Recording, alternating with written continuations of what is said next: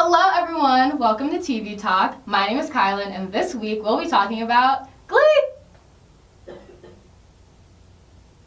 going to keep going. Yeah, just keep going. Cool.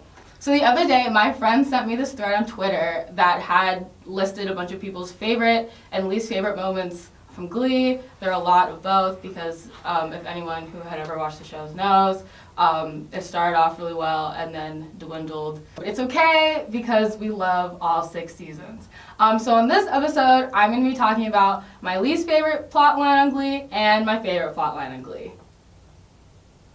So my least favorite plot line in Glee was in the infamously bad season 6. It's okay, we still love it. Basically, there are these 2 characters named Kurt and Blaine who became a very important part of the show. They're why people continue to watch, but they're a same-sex couple who breaks up earlier in season 6 and then gets engaged. It's this whole thing. But basically, one of the main characters, Sue Sylvester, played by Jane Lynch, decides that she wants to get them back together. So she locks them in this elevator for like over 24 hours and is like, I'm not gonna let you out until you 2 kiss.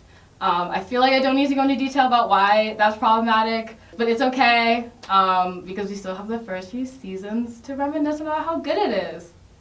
And then my favorite moment of the entire show is from the best season, I think, of TV of all time, season 2 of Glee. It's season 2, episode 14, exactly. This is like the beginning of Blaine's introduction, played by Darren Criss. He comes in as a mentor for Kurt, so this is before they start dating. And there's this episode where him and Rachel Berry, one of the main characters, played by Lea Michele, have a very drunken kiss, and Blaine goes into this like epiphany. He's like, oh my gosh, I might be bisexual, I don't know. So the whole, or one of the plot lines of the entire episode is Blaine trying to figure out his sexuality and Rachel experimenting with dating new people and Kurt being very jealous the entire time.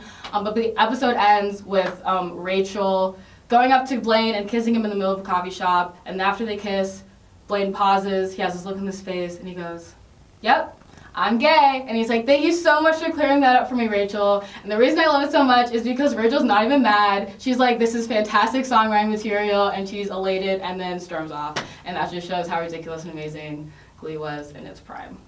Glee is also very notorious for showcasing a lot of different music and having a very talented musical artist. So I'll also be talking about my favorite and least favorite Glee covers, which is really hard because they covered almost over 800 songs, so it's very hard to narrow down. But I think my least favorite is when Lea Michele sings Torn. Torn is an amazing song, love it. She does not have the voice for it. She has a very like Broadway, bellowy voice that sounds amazing in like 95% of songs.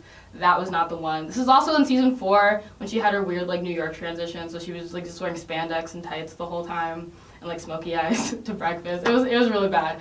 So that was definitely like not the best Glee cover. But I think my favorite Glee cover, and I think universally the best Glee cover, is when Santana and Sebastian, played by Naya Vera and Grant Gustin, cover Smooth Criminal. And the reason it's so good is because the entire song, the entire musical tract is just cellos. And it's just them in this very empty room with all these chairs, and they're just singing back and forth. And Santana's a lesbian, and Sebastian's gay, but they have this like weird, intense sexual tension that makes the song amazing. And it's just a great time. But Glee has so many great songs. If you don't listen to them, I recommend it. I know everyone gives me a lot of crap for preferring some Glee versions over normal versions, but like the cast is so talented that, you know, you can't help but prefer some Glee versions over original versions. Alright, thank you so much for listening to me rambling about Glee. I hope you enjoyed this. Any fellow Glee people, if you ever see me on campus and want to talk way too in depth about the show's rise and demise, please feel free to stop me. I would love nothing more. Alright, thank you very much.